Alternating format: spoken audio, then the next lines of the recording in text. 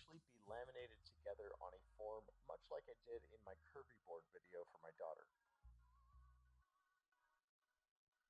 Once my form was finished, I then laid out all of my pieces of plywood and proceeded to cover them with a ton of glue and start to laminate them. I ended up doing this in two different sections. This first section was 4 layers thick. I waited about 48 hours, and then I added 3 more sections for a total thickness of 7 1/8-inch pieces of plywood. So the finished board was almost 1 inch thick. As for the clamping, all I can say is the more clamps you have, the better. I used a bunch of clamps and pieces of wood and then just took my time to make sure that everything was nice and even and the pressure was pretty consistent throughout.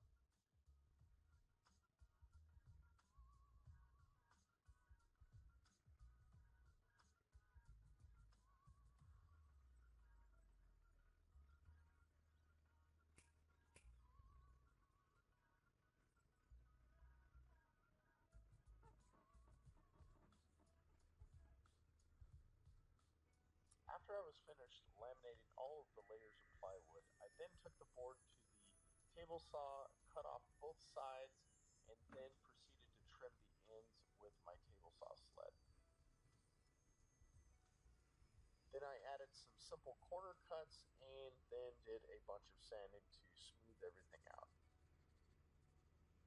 After the sanding was complete, I added some accent stripes, and I just did this with some stain by using a very dry brush and using some tape lines to keep the stain from bleeding through.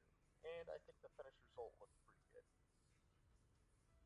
Once the board was finished, I then started on the trucks, or essentially the mechanical hardware of the board, and I did this by using some square tube steel that I had left over from a fencing project.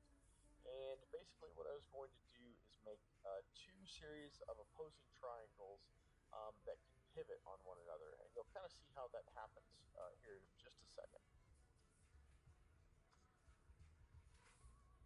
Now for the axles of the board, I'm using 1/2-inch threaded rod, and this smaller square tube is simply acting as a bolster or a support for that threaded rod to go through and then eventually attach to one of those triangles that I was cutting earlier.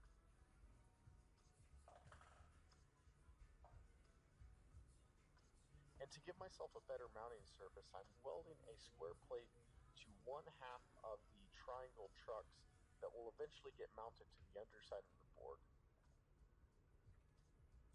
And here's where those triangles are going to start looking a little bit more like skateboard or mountain board trucks.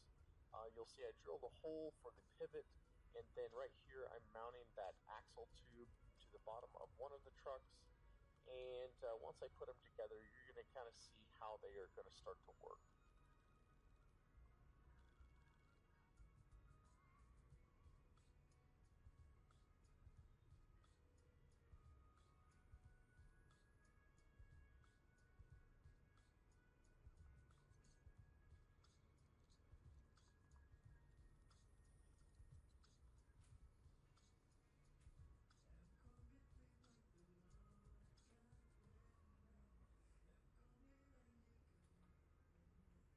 After the paint was dry, I was ready to mount the assembly to the bottom of the board, and you'll see I added 2 brand new bolts on the lower side of that triangle, and what those are there for is to help retain the eventual springs that I'm going to be putting on either side of the pivoting portion of the board. And as always, you'll see that in just a second.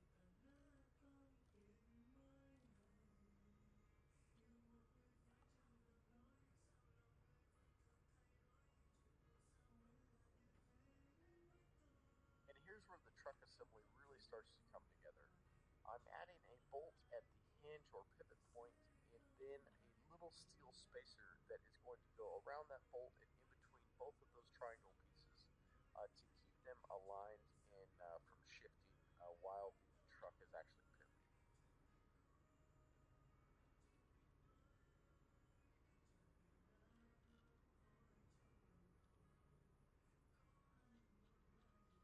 For the suspension portion of the truck assembly, I ended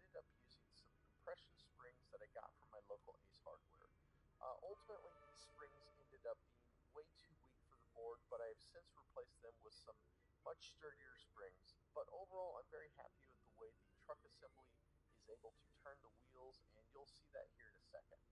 And for the wheels to the board, I'm just using some standard 10-inch utility pneumatic tires that I got from Harbor Freight for about $3 a tire with a super coupon. And here is the board in action with the turning mechanism. And you can see it still has the really weak springs, but it does work pretty darn well.